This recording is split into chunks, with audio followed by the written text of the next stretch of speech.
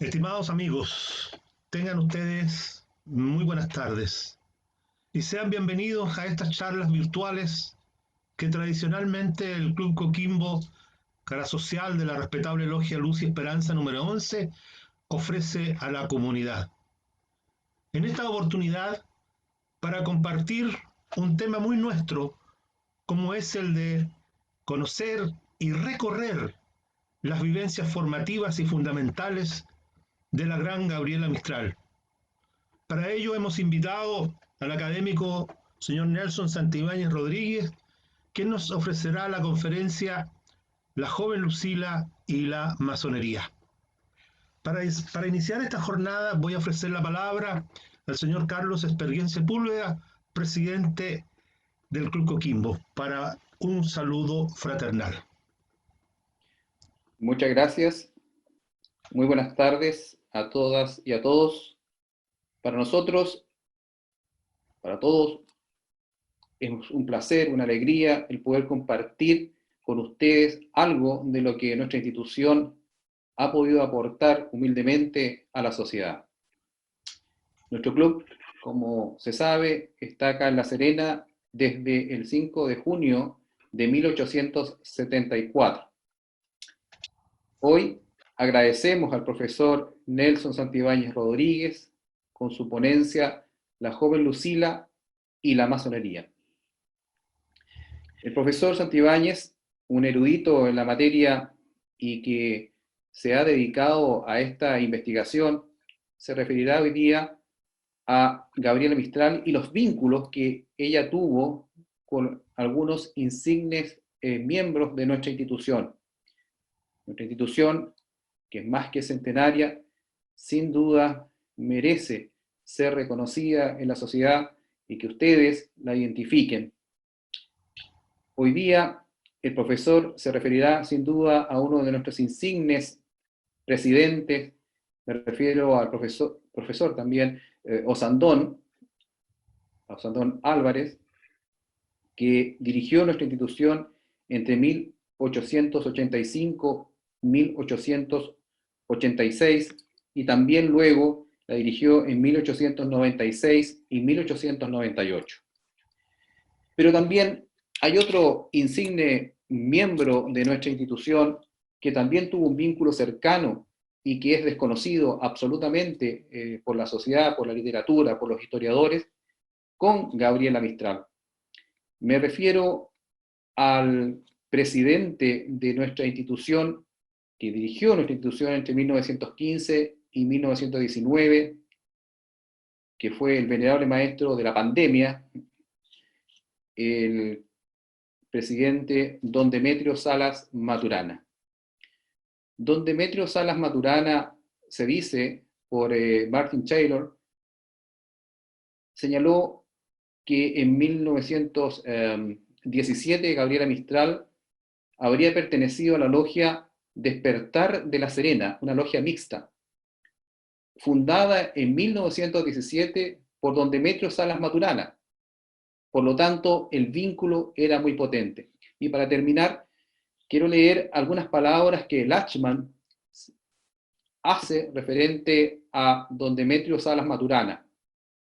Decía, para mí, aludiendo a Gabriela Mistral, para mí, don Demetrio Salas es un símbolo de la psicología del norte chico.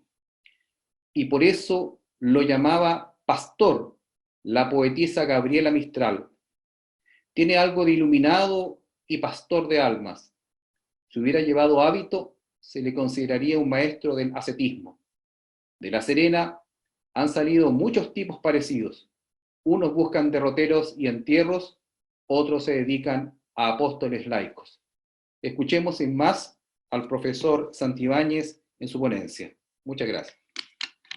Bueno, estamos muy contentos y satisfechos por la respuesta de todos ustedes. Tenemos 110 personas que nos están visitando en esta oportunidad, en estas jornadas de conocimiento y de comunicación provechosa. Como señalé, nos acompaña en esta oportunidad el profesor Nelson Santibáñez Rodríguez. Él es profesor de filosofía y licenciado en educación. Es diplomado en docencia universitaria en la Universidad Católica del Norte. es magíster en estudios latinoamericanos en la Universidad de La Serena. Además es docente del Departamento de Educación de la Universidad de La Serena y docente también en la Universidad Católica del Norte y en la Universidad Santo Tomás, ¿no? Es miembro de distintas cátedras de investigación educacional y de interculturalidad. Es investigador, entre otros estudios y publicaciones, estudios culturales mayormente. Sin más, ahora sí dejo con ustedes al profesor Nelson Santibáñez Rodríguez. Adelante, Nelson. Muchas gracias. Tengan todos, todas, muy buenas tardes. Para mí es un gusto recibir la gentil invitación. Compromete mi agradecimiento y mi reconocimiento. Y en particular porque durante el último tiempo, en ciertas acciones de investigación, he llegado al convencimiento y a la admiración de que ustedes forman parte de una institución admirable, en varios sentidos y por muchas razones que sería largo de explicar. Entonces, me resulta muy grato recibir la invitación de una institución a la cual desde la distancia le he tomado respeto y admiración. En particular, quisiera compartir con ustedes una presentación, dado que podría terminar conversando de cualquier cosa. Entonces, me parece importante ordenar esto y compartir con ustedes una presentación. Entonces, la excusa que nos tiene reunidos es comentar un par de elementos respecto a la relación entre la joven Lucila Godoy Alcayaga y la masonería. ¿Ya? Antes de partir, fijar posición respecto a la temática. Y la posición, es decir, el lugar desde el cual hablo, es desde dos grupos humanos. Un grupo de investigación con amigos y amigas, nos autodenominamos Memoria Mistral, y está más bien vinculado a la dinámica de Gabriela Mistral en la provincia, en aquel momento provincia de Coquimbo. Y también a un grupo de investigación, al Polo de Investigación Gabriela Mistral, de la Universidad Católica del Norte. Entonces, desde los estudios de literatura y desde la Católica del Norte, es desde los lugares en los cuales ejercemos este tipo de actividades.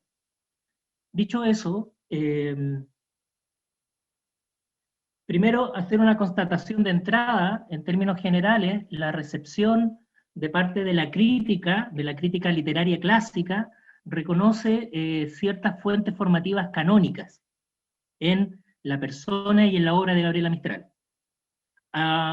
Reconocemos tres grandes ramas de fuentes formativas. Primero, de manera casi evidente, la familia.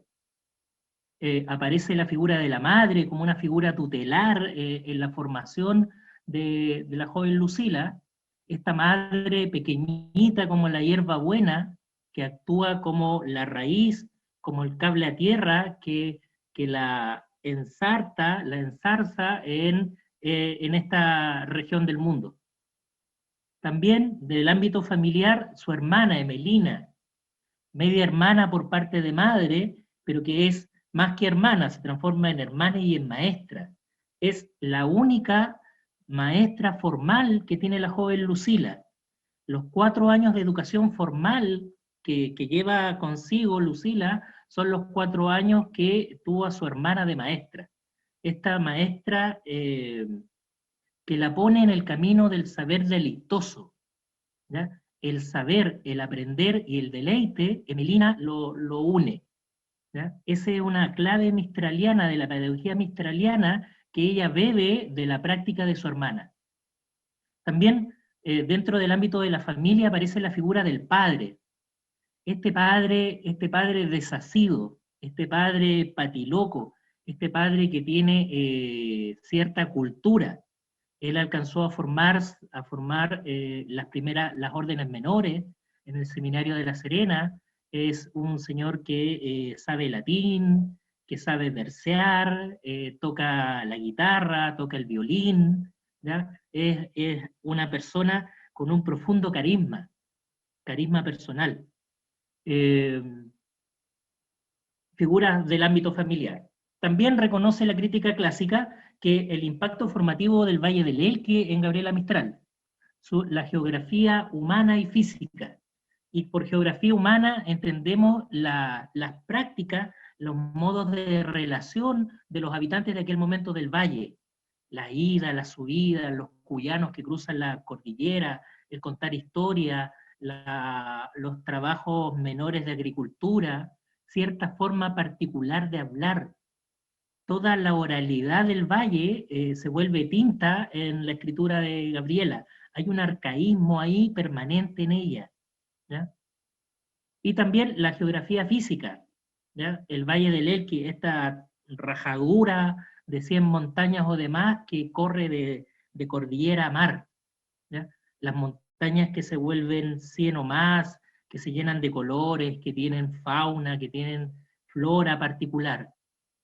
Y por último, también la crítica clásica reconoce como una fuente formativa la religiosidad católica popular, ¿ya? No es teología católica, sino es las prácticas de piedad popular, fundamentalmente a través de la figura de la abuela, esta figura extraña de la señora Isabel Villanueva, extraña porque una mujer a comienzos del siglo XX, con acceso a la Biblia, a su propia Biblia traducida, asidua de la lectura del Antiguo Testamento y de los Salmos del padre David. De esa fuente, Lucila bebe toda la tipología de hombres y mujeres del Antiguo Testamento que van a nutrir su poesía hasta el último momento. Este es el panorama entonces de la lectura formativa que hace la crítica clásica respecto a la escritura de Gabriela. Sin embargo, una lectura atenta nos dice que hay textos en la escritura de la joven Gabriela que denotan otra fuente formativa. Es decir, hay elementos en la escritura que no obedecen a ninguna de esas coordenadas anteriores. Ejemplo, está El espejo roto, ¿ya? Que es de marzo de 1905. Al leer atentamente este texto, prosa, aparece simbología, aparecen figuras, aparecen recursos literarios que no corresponden a las fuentes anteriores. Si bien aquí hay que dejar un margen de la posibilidad de creatividad de estas figuras geniales, ¿ya? De estas figuras geniales que pueden crear estos seres excepcionales tocados por el genio, pero aún así el bueno de Rubén Darío decía que incluso los genios necesitan barro para crear. Entonces, hay elementos aquí que no están explicados desde las fuentes clásicas. El siguiente ejemplo es el texto de la instrucción de la mujer. Este es probablemente el texto de esta primera etapa más citado de Gabriela. Ella con 14 años, casi 15, redacta un texto en el cual defiende la instrucción de la mujer. Cuando recién se está fraguando, el 8 de marzo, recién se está fraguando la celebración del Día de la Mujer, a comienzos del siglo XX, esta chiquilla joven en un valle perdido del norte de la nación postula una idea revolucionaria, que la mitad de la humanidad, la mitad mujer de la humanidad, la mitad femenina de la humanidad, debe tener los mismos derechos, las mismas posibilidades de educación que la mitad masculina, que más o menos los tiene. Y la lista de otros elementos que se escapan a estas fuentes canónicas de formación es interminable, es muy amplio. Por lo tanto, frente a esos elementos que no guardan explicación desde la crítica clásica, nosotros proponemos una hipótesis de trabajo, y es la siguiente: el pensamiento masón como posible fuente formativa de la joven Lucila Godoy. ¿Ya? Así, en condicional, como posible fuente.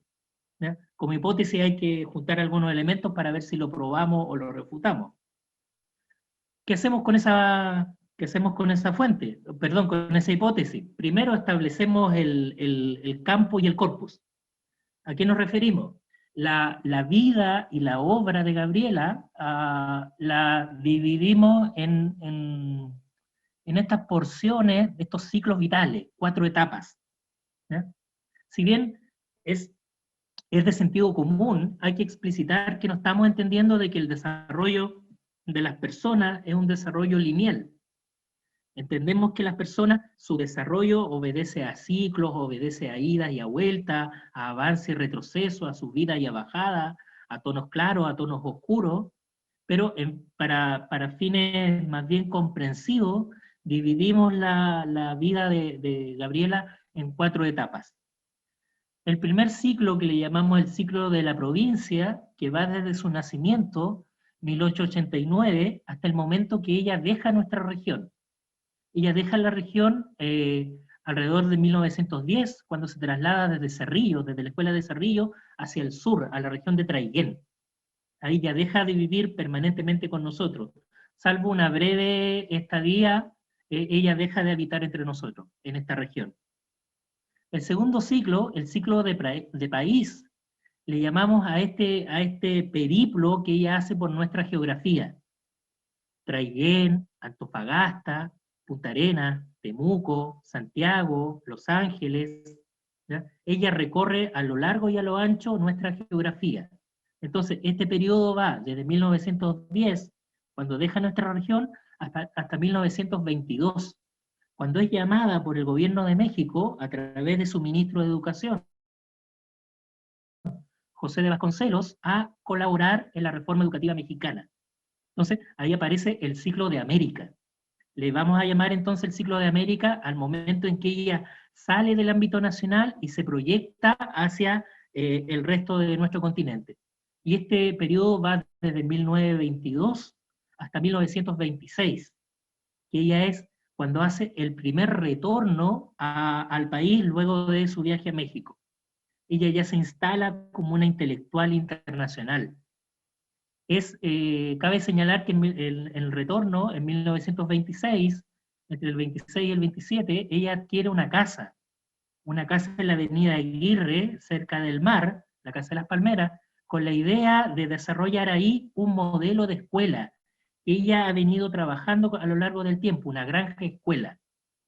Sin embargo, su proyecto queda trunco porque en 1926 el gobierno de Chile la invita a volverse diplomática. Ella comienza desde el 26 hasta el final de sus días, ella anda por el mundo representando a nuestro país. ¿Ya? El 26 entonces es un año bien particular porque ella deja de ser escuelera, ella deja de ser maestra, deja de ejercer el oficio, la profesión. ¿Ya? Entonces tenemos estos 4 ciclos. La pregunta, la hipótesis de trabajo, la vamos a situar inicialmente en el primer ciclo, entre el 89 y el 10. ¿Ya? Porque lo que perfectamente comentaba el señor presidente respecto de don Demetrio Salas Maturana, dado que se encuentra entre el 15 y el 19, es muy interesante trabajarlo en el segundo ciclo, en el ciclo del país. Sin embargo, por temas de espacio, de extensión y por otras razones, nos vamos a centrar únicamente en el primer rango, en el ciclo de la provincia. El influjo del pensamiento masón en la formación de Gabriela en este primer ciclo. Eventos, entonces, en este primer ciclo nosotros tenemos que hemos configurado un corpus de 95 textos. En este sentido, nos hemos apoyado en 4 recopilaciones anteriores, ¿ya? Una que es del año 1992, del equipo de aquel entonces del Museo Gabriela Mistral, un texto que recopila los textos de Gabriela Mistral en la voz del Elqui, y el otro que recopila los textos de Gabriela Mistral en el Coquimbo, 1992. También nos apoyamos en la recopilación de la obra mistraliana de Pedro Pablo Segers del año 2002, y finalmente nos apoyamos en el texto de Gabriela en Coquimbo, de nuestro amigo Rolando Manzano de 2015. Más un grupo de textos que hemos encontrado nosotros, que no están compilados en estas recopilaciones. Entonces hemos armado un corpus de 95 textos, de los cuales 21 corresponden a poemas y 74 a prosas. Entonces, primer indicador, fíjense que estamos hablando de alguien que es reconocida como una gran poeta, gana el Premio Nobel de Poesía. Sin embargo, en la primera etapa nosotros vemos que escribe más prosa que poesía. Y esa proporción tendemos a creer que es la que se mantiene a lo largo de su vida. Creemos que la obra en prosa de Gabriela es mucho más que la poesía directamente tal. Además, en esta etapa, ella es señalada en una primera antología regional, la antología de don Carlos Soto de 1908, que es muy importante porque es la primera vez que se la reconoce como digna de selección, y además ese texto la presenta con un pequeño estudio introductorio. Respecto al tema del corpus, tenemos el desafío, todavía estamos trabajando en eso, y nos imaginamos que es para largo, explorar otros textos. Sospechamos que están rondando aquí en nuestra región otros escritos de ella, que están en otros soportes no explorados. Por ejemplo, nosotros sabemos que ella escribe en otros periódicos y en revistas estudiantiles, de los cuales sabemos su existencia, pero no hemos dado con materialidad. Y lo otro interesante es que estamos trabajando en la posibilidad de que ella haya escrito bajo otros seudónimos, de los seudónimos canónicos, Alma, Soledad, Alguien, y existe la posibilidad de nosotros asociar la escritura de Gabriela bajo otros seudónimos. Por lo tanto, el 95 como total es algo que todavía está abierto como posibilidad a enriquecer. Otro evento importante en este contexto del primer ciclo de Gabriela es el intento fallido de ingresar a la Escuela Normal de La Serena. ¿Ya? No sabemos la fecha exacta en que sucedió eso. ¿Ya? Sabemos que por reglamento de la escuela, las postulantes deberían contar entre 14 y 16 años. Ahí nos da un margen. Y además nos da el margen de que el motivo de que no la admitieran es que el capellán, el cura Munizaga, había leído cosas de ella publicadas, ¿ya? Y la trató de pagana y socializante. Un paréntesis, no deja de ser llamativo que dentro de vuestra institución el concepto pagano tenga una carga especial. Justamente a ese concepto es al que recurre el capellán para designarla a ella. Coincidencia, relación de fondo, hay que darle una vueltita a eso. También otro evento importante de este primer ciclo es su inicio en el ejercicio docente en la compañía, ¿eh? Hacia finales de 1903. En aquel momento era la compañía, ¿eh? Con singular. Todavía no se diferenciaban los dos sectores que nosotros tenemos en la actualidad que la pluralizan. La compañía no pasa de ser un villorrio al otro lado del río, en las afueras de la ciudad, extramuros.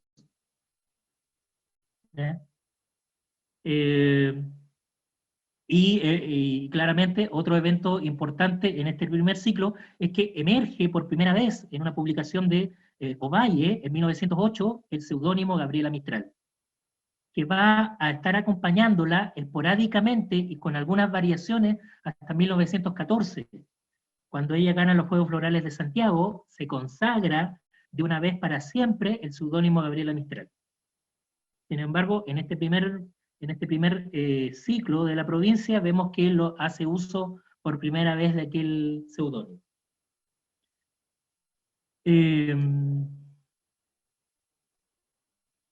Bueno, decíamos el inicio de su ejercicio docente en la compañía, ¿ya?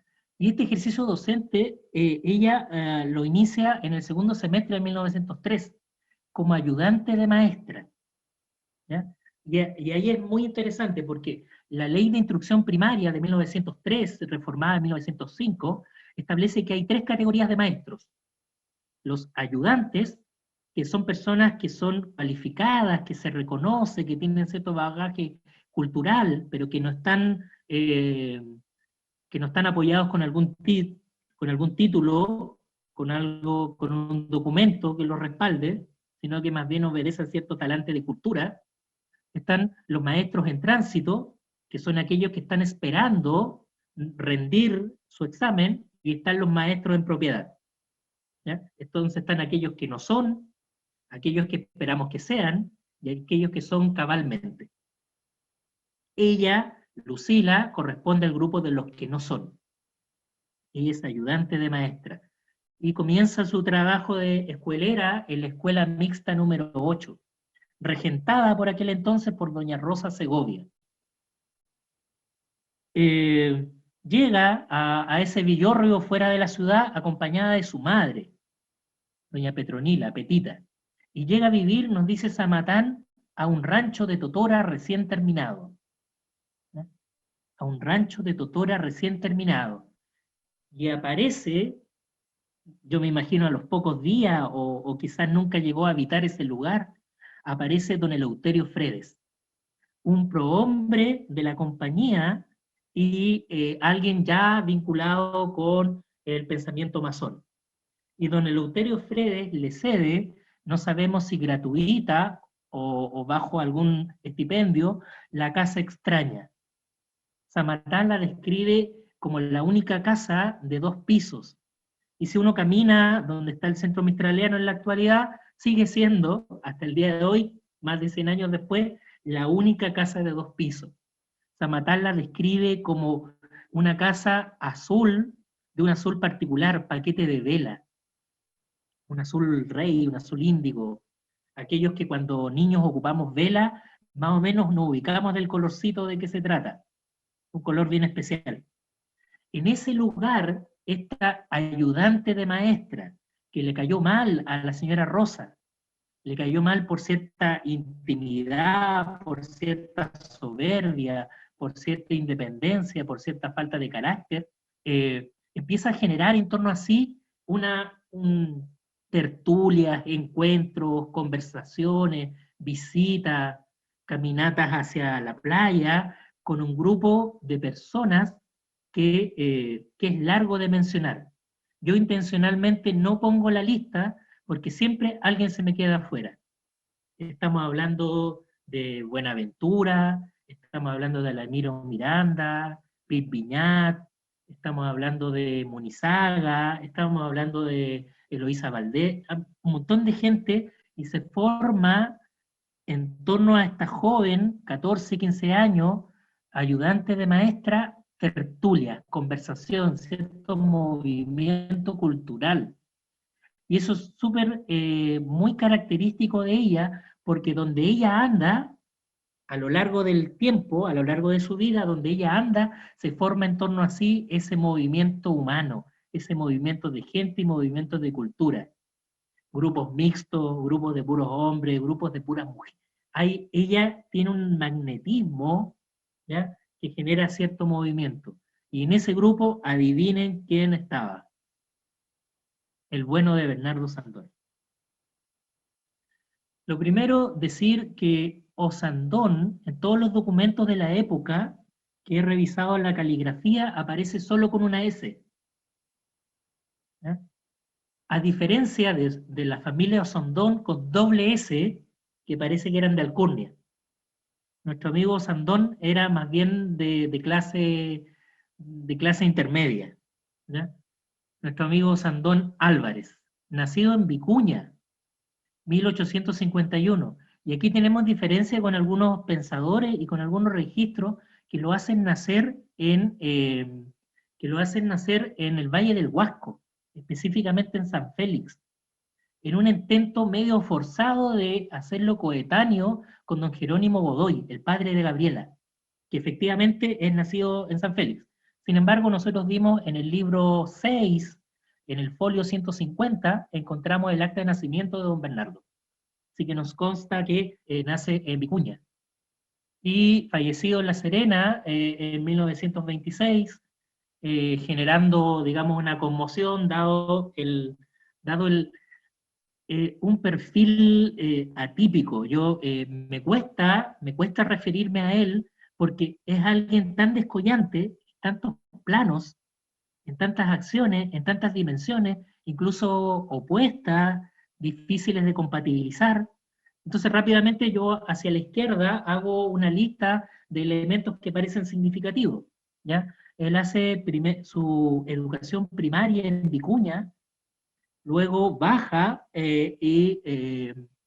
las humanidades, la secundaria lo hace en el actual Liceo Gregorio Cordobés, y finalmente, vía correspondencia y exámenes libres, en la Universidad de Chile, se gradúa de bachiller en filosofía primero y bachiller en leyes después. Mientras está estudiando, él ejerce la docencia. Él es inspector, profesor en el actual Liceo Gregorio Cordobés. Ese hecho de que él haya estudiado por correspondencia a la vez que trabajaba, nos da cuenta de ciertas características de la familia, pero también ha hecho que hay biografías de don Bernardo que están profundamente equivocadas en la fecha, porque fuerzan la fecha para trasladar a don Bernardo a Santiago. Lo hacen estudiar primero y luego trabajar, y hay fechas que se pierden un poco, sobre todo en las fechas intermedias. Todas las biografías de él coinciden en el nacimiento y en la muerte, sin embargo en las fechas intermedias no hay mucha claridad. También es periodista, autodidacta. En 1879 funda el Coquimbo, un medio de difusión estable del pensamiento radical, masón, libertario, humanista. También está en el grupo que funda la primera compañía de bomberos de La Serena. Hay unos registros hermosos en la primera compañía que vale la pena mirarlo. También es parte de los grupos que fundan organizaciones de filantropía. Es de los primeros profesionales que accede a formar parte, a ser miembro de número de la Sociedad de Artesanos de La Serena. Es dirigente social, es dirigente político, regidor, y seguro que en esta lista se me quedan elementos fuera. Sin embargo, también tenemos que decir que don Bernardo Sandón ingresa a la logia Luz y Esperanza, ¿ya?, en diciembre del 74. Y aquí cualquiera de ustedes puede con mucha libertad corregirme.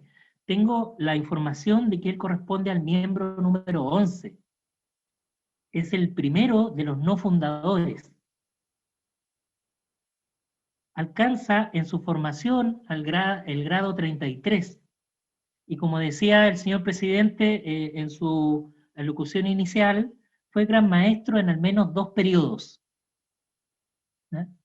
Esta persona, este prohombre de la época, este movilizador de la cultura y de la sociedad de La Serena de comienzos del siglo XX, es quien se encuentra con Gabriela. Gabriela se encuentra con él y él se encuentra con Gabriela. Al punto de que Gabriela, 4 o 5 veces a lo largo de su vida, de su desarrollo, reconoce la figura, reconoce la gratitud, la deuda intelectual que tiene con don Bernardo Sandón. Hay un texto que es prototípico, que ella lo escribe años después, estando en México, ¿ya?, en el año 49, que se llama El oficio lateral. Alguna vez en el contexto de una entrevista, le preguntan a esta intelectual ya destacada a nivel mundial, de dónde viene su inclinación intelectual. Y ella responde por escrito con el texto El oficio lateral. Compartir con ustedes 3 o 4 párrafos. El oficio lateral, México, 1949, por Gabriela Mistral. Ella dice, abro comillas, empecé a trabajar en una escuela de la aldea llamada Compañía a los 14 años, como hija de gente pobre, con padre ausente y un poco desasido. Enseñaba yo a leer a los alumnos que tenían entre 5 a 10 años y a muchachones analfabetos que me sobrepasaban en edad. A la directora no le caía bien. En aquel entonces, un viejo periodista dio un día conmigo y yo di con él. Se llamaba don Bernardo Sandón y poseía el fenómeno provincial de una biblioteca grande y óptima. No entendiendo hasta hoy cómo el buen señor me abrió su tesoro, fiándome libros de buenas pastas y papel fino. Con esto comenzaba para mí el deslizamiento hacia la fiesta pequeña y clandestina, que sería mi lectura vesperal y nocturna, refugio que se me abrirá para no cerrarse jamás. Leía yo entonces en mi aldea, como todos los de mi generación. Leíamos a troche y a moche, a tontas y a locas, sin idea alguna de jerarquía. El bondadoso hombre Osandón me prestaba a manos llenas libros que me sobrepasaban. Es decir, Gabriela, con la distancia que dan los años, en el año 40, reconoce el gesto de este señor. ¿Ya? Abrirle el milagro de una biblioteca, libros finos, de buenas pastas. Ahora, si cruzamos datos, nosotros estamos en 1903, 1905, el bueno de Bernardo Sandón ya tenía 30 años siendo partícipe de la institución. Es decir, podemos suponer, al menos como hipótesis, de que don Bernardo le daba acceso a su biblioteca personal y, por qué no, también a la biblioteca del Club Coquimbo. Dado que la información que manejo es que una de las características es que el nuevo socio, dentro de varios elementos que necesitaba para ser admitido, donaba un texto como aporte a la biblioteca del club. Entonces, don Bernardo Sandón probablemente tenía a mano el recurso de dos bibliotecas, de la personal y la del Club Coquimbo. A mí me encanta la idea de imaginar a la joven Lucila entrando por el portal de piedra de calle Los Carreras a buscar y a dejar los libros, como buena lectora, cada cierto tiempo, caminando desde las compañías hasta entregar y retirar libros. En ese ejercicio, don Bernardo Sandón, más este grupo, esta constelación de personas vinculadas a la logia,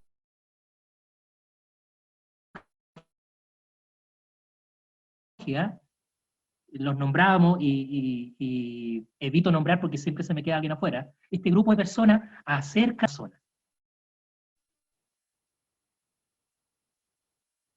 Al respecto, nosotros creemos que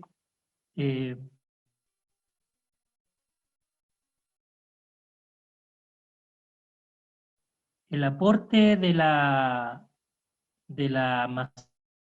masonería en la formación de la joven Lucila, podemos, primero, el auxilio de la dimensión material, ¿ya? Como símbolo, el pan. En segundo lugar, como símbolo, las letras. Y en tercer lugar, aporta una estructura en la dimensión trascendental, cielo. Es decir, nosotros queremos creer de que el pensamiento masón le aporta a la joven Lucila pan, letras y cielo. ¿A qué nos referimos con eso? Primero, en este contexto, en el contexto actual, en lo que nos toca vivir a nosotros, ha quedado de manifiesto la fragilidad material de muchos y muchas de nuestros compatriotas.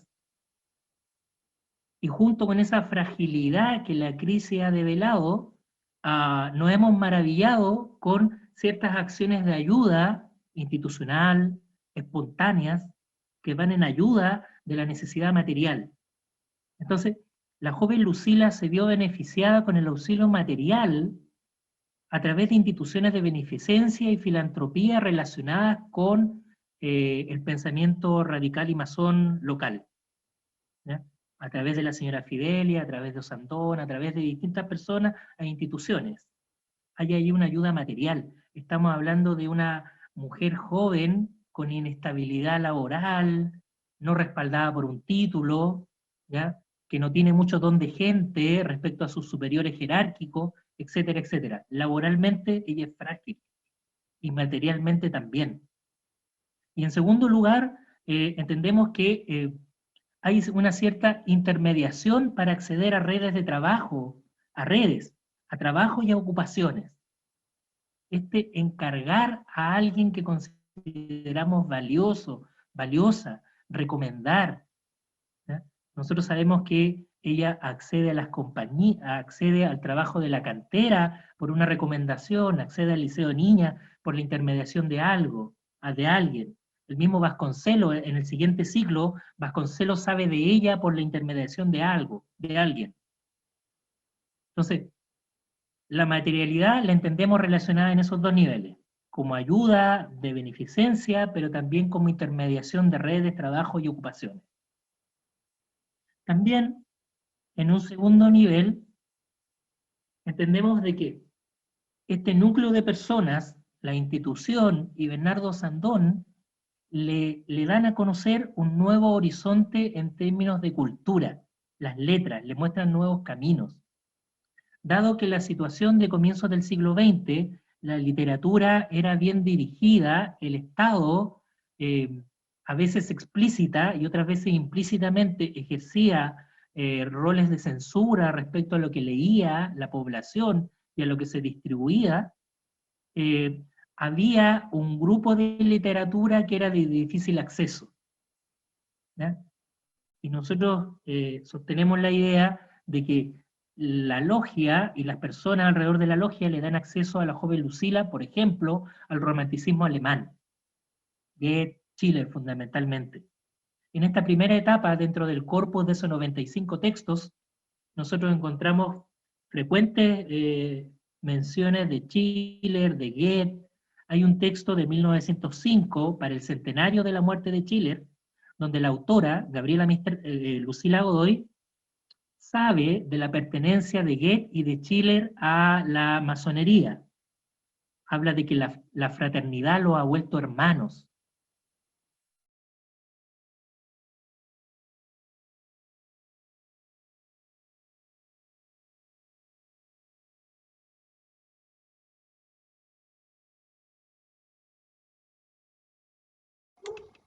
¿Me escuchas, Nelson? ¿Ya? Y en ese mismo texto, y en otra práctica literaria respecto a la obra de Schiller, Friedrich Schiller tiene un texto escribiéndole al rey, ¿ya? De tal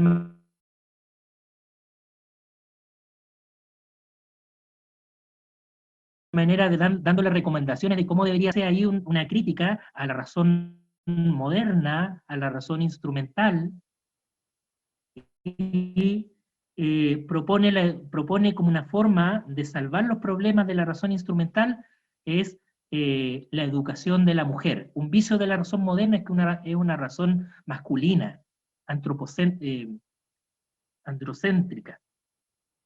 Es decir, el texto de 1906 de la educación de la mujer, de la joven Lucila Godoy, tiene un parecido de familia.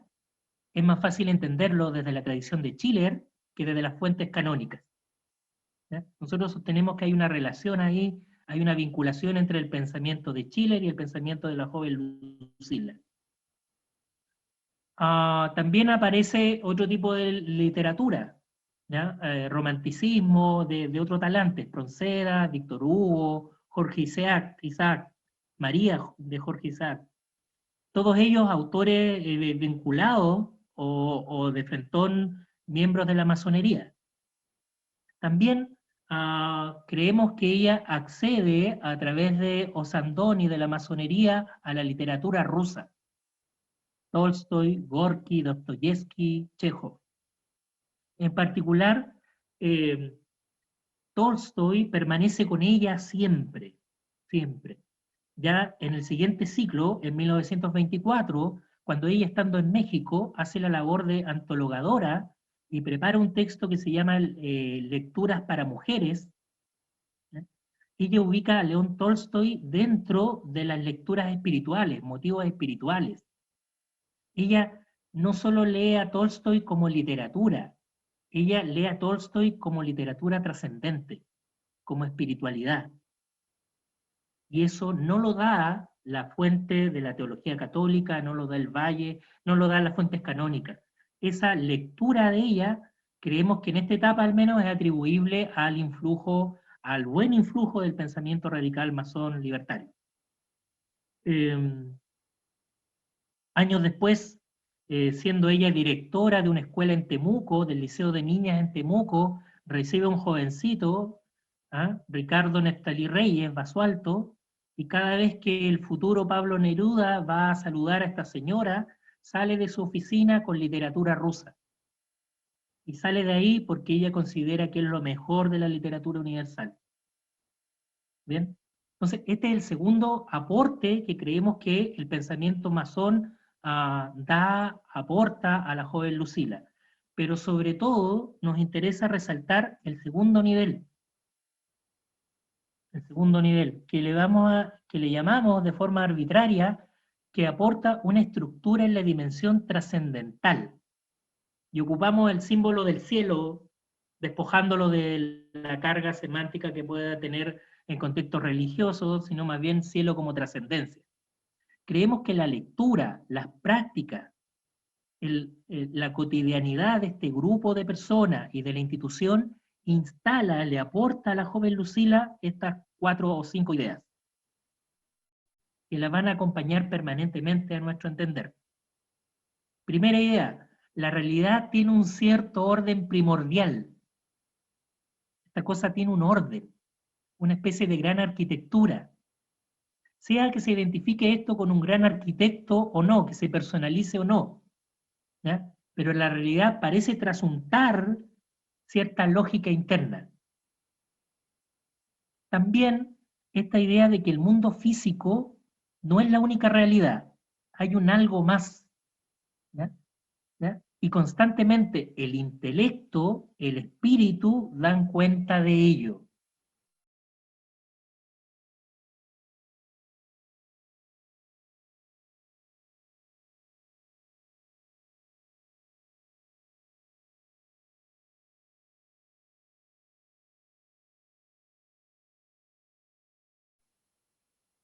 Lucila, el intelecto y el espíritu la está arrastrando, que sobrepasa lo meramente físico, lo desborda. También creemos que a ella le aporta el pensamiento masón la verdad, la idea de que el ser humano forma parte y refleja esa diversidad de la realidad.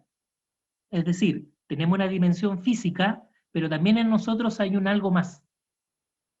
Y también en nuestro fuero interno, nuestro intelecto y nuestro espíritu respecto de nosotros mismos nos dice de que hay un algo más. ¿Ya? No todo es carne, no todo es hueso. A continuación, y esto va a marcar sobre todo los tiempos de crisis de la joven Lucila, que todos y todas tenemos, aunque no lo percibamos a priori, la capacidad de percibir intuitivamente la verdad de la realidad. Nosotros somos capaces de captar la realidad en un momento dado, ¿ya? En un momento de poiesis, de poesía, en un movimiento intelectual poético, intuitivo, podemos captar la verdad de la realidad. Y finalmente, algo que acompaña también su escritura, es la posibilidad de tal captación de la verdad de la realidad requiere constantemente búsqueda y método. ¿Ya? Cincel y martillo. Tenemos los archivos, libretas, donde ella, a punta de cincel y martillo, ensayaba rima, figura, formas de terminar un verso, formas de abrir un poema, había método, había búsqueda, había deseo de pulir la piedra de la escritura.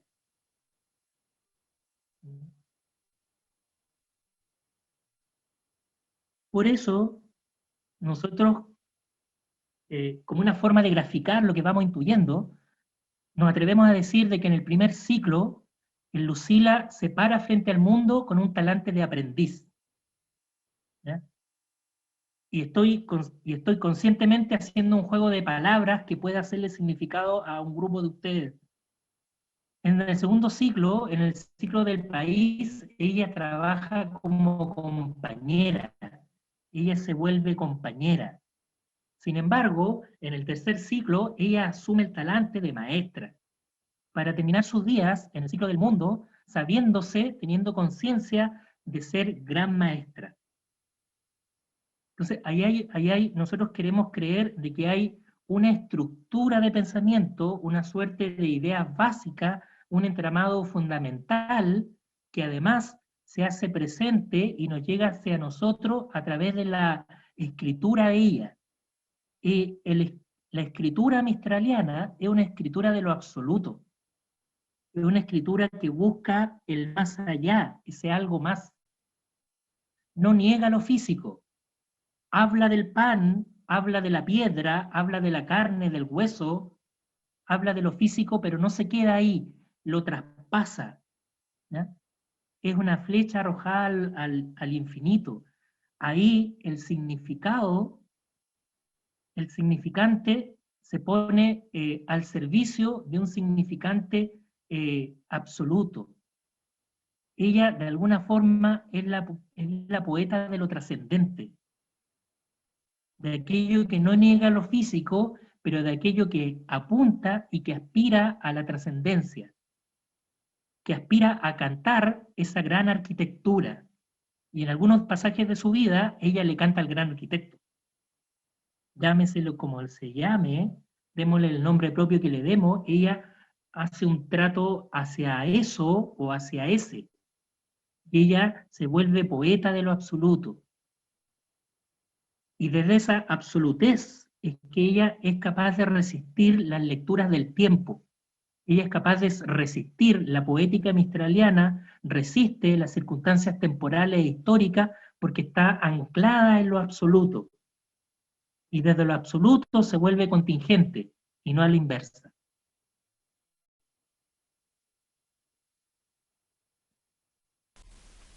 Gracias. Oye, muchas gracias por tu interesantísima presentación. Previo a hacerte algunas de las preguntas que nos han llegado por varios medios, quiero contarte, Nelson, para, para que dimensiones, porque yo sé que tú estás preocupado y ocupado en tu presentación, pero tenemos la visita y el saludo de gente literalmente desde Arica a Punta Arenas, ¿no? Mira, qué Eh, alegría.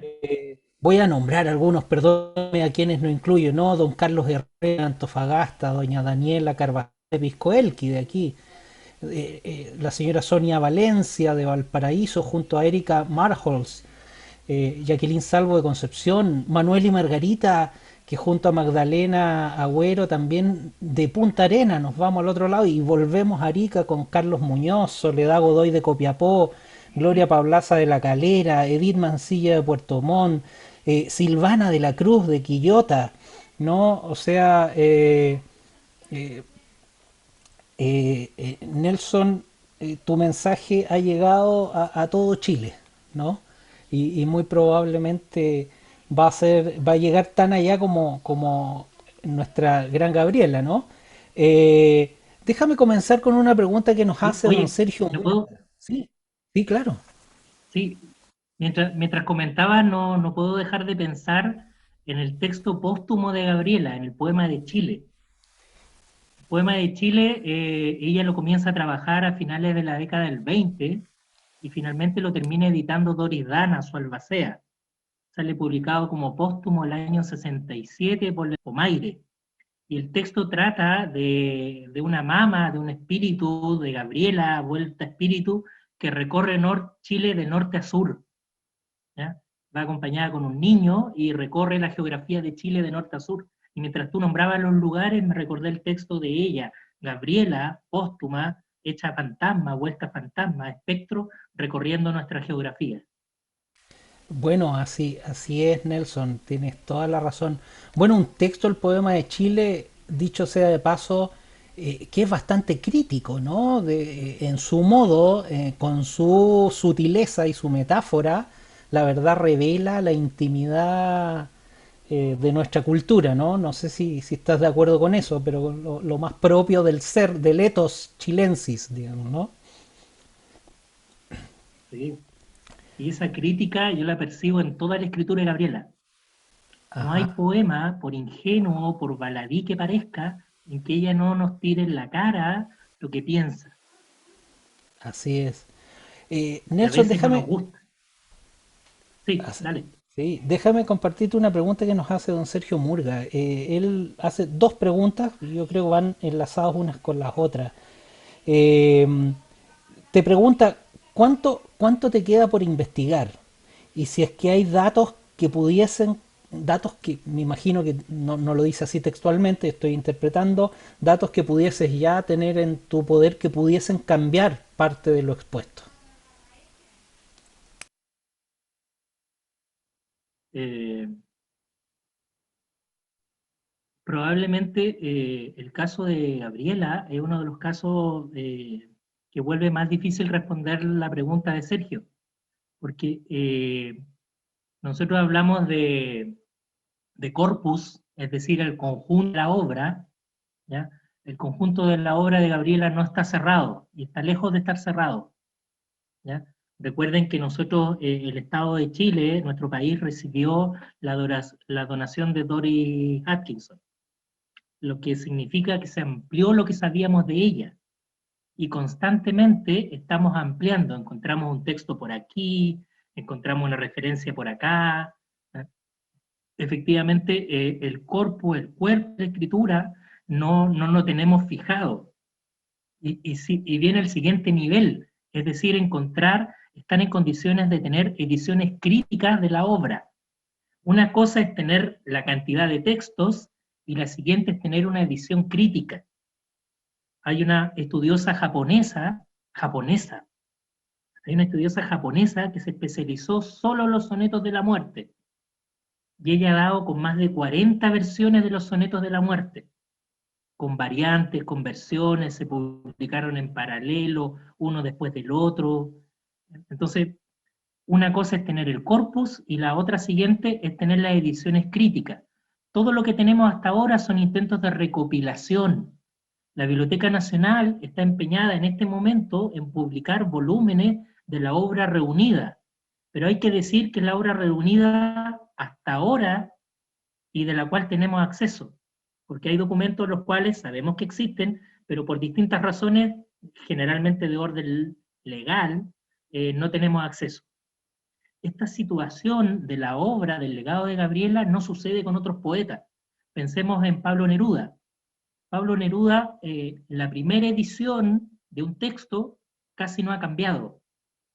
Y hay dos instituciones, de la Fundación Pablo Neruda y en algunos pasajes de nuestra historia, el Partido Comunista, velando por ese legado cultural, ¿ya? La obra de Neruda está cerradita. Podemos imaginar ediciones críticas, y de hecho las hay. No hay ediciones totales críticas, pero vamos en camino a tener eso. Con Gabriela estamos lejos de eso. Todavía no sabemos cuánto es lo que escribió, y después viene la etapa de las ediciones críticas. Con un grupo de compañeros y compañeras estamos soñando con hacer la edición crítica justamente del poema de Chile. Significa un esfuerzo de reunir un consorcio de 2 o 3 universidades y de un grupo grande de gente, de tal manera de asumir esa tarea. Excelente esa. Entonces, la pregunta para Sergio es, estamos lejos de tener respuesta para eso. Gracias, Nelson. Oye, Nelson, sí, dale. perdón, dale. un elemento más Sí. que se me queda afuera. Dada esta orfandad, de alguna manera, de la obra de Gabriela, es una obra que ha sido muy maltratada a lo largo del tiempo, ¿ya? Es decir, se la ha editado mal, se le ha recortado, no se ha respetado la voluntad de la escritora, ¿ya? Se la ha vapuleado, se la ha recortado, ¿ya? Respecto a la misma Gabriela, a lo largo del tiempo ha sufrido un efecto llamado, que se le llama proserización, es decir, un recorte de algunas aristas que en algún momento fueron incómodas, ¿ya? Fue incómoda su crítica social, bueno, la volvimos parvularia, una mamá sufriente, una tía solterona. Se nos volvió incómodo el otro aspecto de su vida y lo redondeamos y lo recortamos. Es decir, hay un proceso con la autora, con la poeta también, que está por desarrollarse. Es decir, ser capaces como país, como lectores, de bancarnos a la Gabriela como era, no como nos gustaría que fuera, o no como nuestro contexto nos imaginamos que la necesita, ¿ya? Ahí hay un ejercicio con ella, hay un ejercicio de honestidad, de presentarnos y de dejarnos reconocer por ella, no por lo que creemos que ella sea, ¿ya? Yo llego a ella alrededor de los 17 años, por ahí, porque antes se me la presentó como esta tía parvularia, media fome, dulzona, que canta ronda, para hacer dormir a los niños. Entonces, ha sufrido ella en términos personales una manipulación, un maltrato muchos fenómenos que hacen difícil que hoy día estemos cerca de decir, bueno, esta es la obra de ella y esta es Gabriela. Nelson, en esa misma línea, permíteme tomarme esto último que está señalando. Me lo comentan por otra vía, por WhatsApp. Si tú, en relación a lo que dices, sostienes o qué opinión tienes respecto precisamente de la invisibilización de la Gabriela intelectual, digamos, ¿no? En cierta medida pareciera ser que todo su pensamiento pedagógico, toda su propuesta como intelectual, termina siendo infantilizada detrás del recuerdo de piececitos de niño azulosos de frío, digamos, ¿no? No sé qué opinión Claro. tienes tú sobre eso. Primero, recordar algunos elementos que comentamos al pasar. Estamos hablando de, primero, de una mujer de provincia, pobre, sin contacto, con un título tardío. Estamos hablando de alguien en varios sentidos marginal, ¿ya? Y que fue marginada constantemente, ¿ya? De hecho, entre sus pares nunca fue considerada porque no tenía respaldo, nunca tuvo, o sea, tardíamente tuvo título, hay una suerte de negación respecto a ella. Pensemos solo en la variable de género. Gabriela Mistral ganó el Nobel antes de tener voto a plenitud en su país. Antes de tener voto en plenitud, acá ella ganó el Nobel. Entonces, ahí, y si no podía, ¿por qué no podían votar las mujeres? Porque eran legalmente interdictas o parcialmente interdictas. Entonces, a una interdicta, buscar ideas, buscar intelectualidad en alguien medianamente interdicto, hay una incoherencia ahí. Es difícil reconocerla a ella en su contexto, en su contemporaneidad, era difícil reconocerla como intelectual, ¿ya? Ahora, ese ejercicio lo estamos haciendo nosotros recién, reconociendo en ella a una mujer intelectual, a un destacado personaje intelectual. Ahora, con ella se cumple más que nunca esta situación de comienzo del siglo XX del pago de Chile. El primer texto, el primer poemario, Desolación, fue publicado en Nueva York, el segundo en Barcelona, el tercero en Buenos Aires, recién el cuarto, después del Nobel, después del Premio Nacional, recién el cuarto texto fue publicado en Santiago de Chile. Hay Vasconcelos, México la reconoce como intelectual antes que Chile. Las Naciones Unidas la reconoce como una intelectual, como una diplomática, como alguien que hay que escuchar mucho antes que, en el mismo momento que la Liga de las Naciones la reconoce como intelectual, el Senado de Chile le quitaba la pensión vitalicia.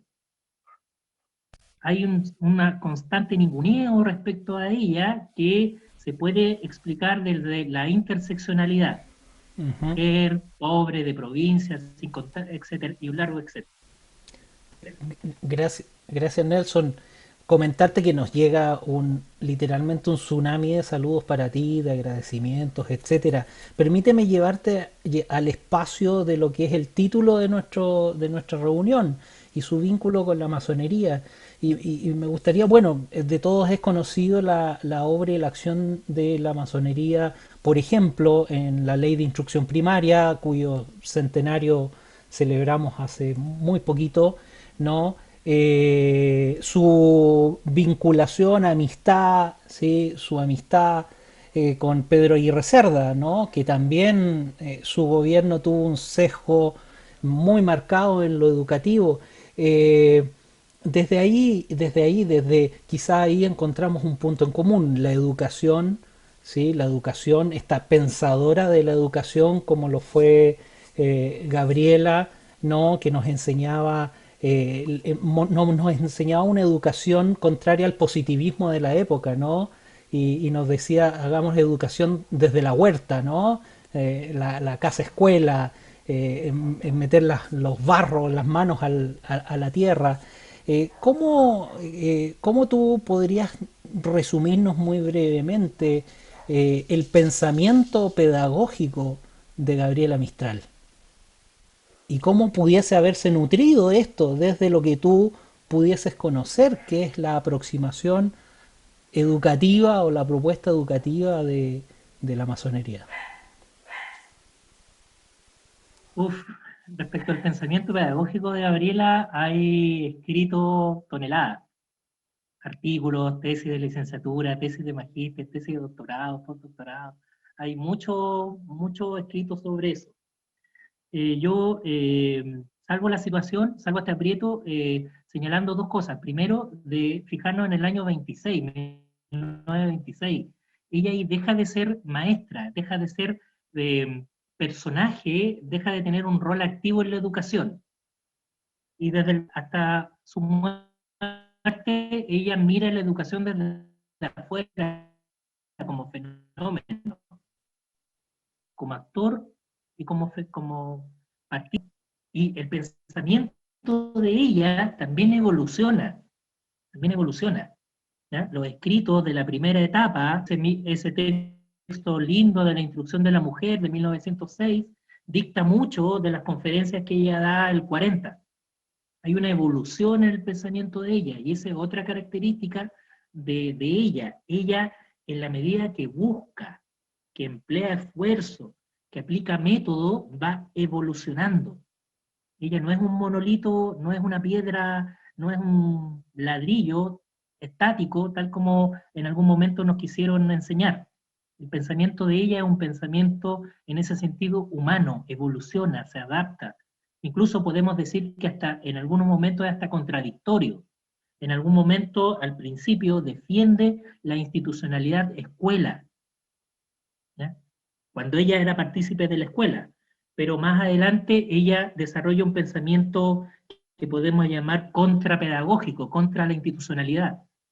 Nelson, quisiera, no, hay un montón de mensajes acá de recomendaciones guiando tu labor de investigación. Te vamos a compartir los chats y muy cariñosos en algún momento tuvimos 148 personas conectadas, así es que puedes considerarte casi todo un rockstar, ¿no? Casi un influencer, ¿no? Mistraliano. ¿No? Un influencer No, misterioso. esa es la gracia de Gabriela, que sigue siendo contemporánea, Así sigue es, interesando, sigue movilizando. así es. Nelson, quisiera agradecer tu participación. Don Eduardo Rojo es quien te va a despedir, pero para aprovechar esta oportunidad, dejarte algunos segundos, algún minuto para que pudieras despedirte con algún mensaje que quisieras brindarnos a todos quienes hemos estado hoy día disfrutando de tu presentación.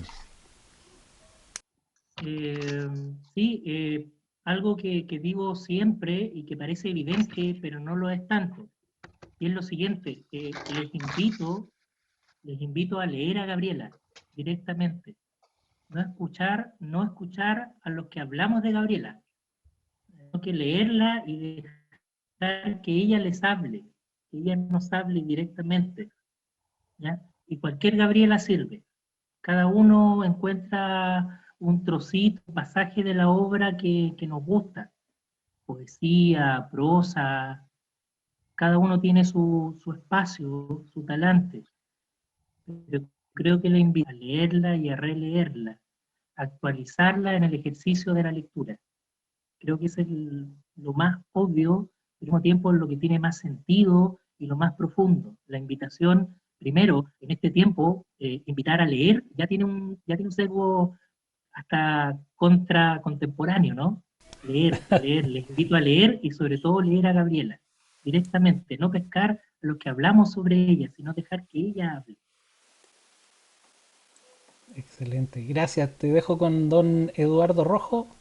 Muchas gracias, Nelson. Estimados amigos, agradecemos muy sinceramente el habernos acompañado esta noche y saludar a 21 ciudades de Chile que estuvieron acompañándonos también en esta hermosísima charla, y también desde Madrid, España, y desde México.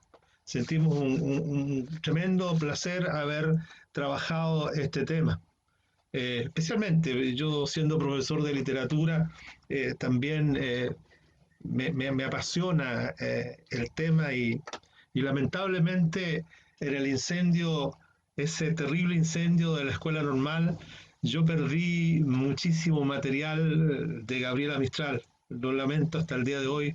Unos cuadernos de inglés que tenía ella cuando estudiaba inglés, cuadernos de ella, se fueron en una humareda blanca que se plasmaron seguramente en más de algún poema o algún escrito de Gabriela Mistral.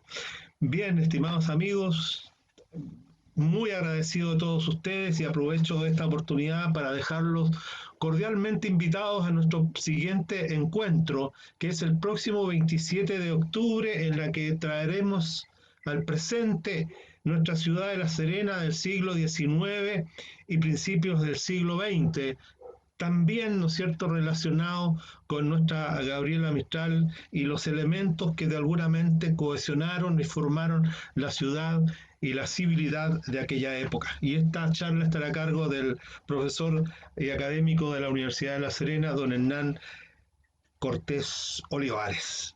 Nos retiramos muy satisfechos y contentos por vuestra presencia y la exquisita colaboración de nuestro invitado. Muy buenas noches y cuídense mucho. Muchas gracias.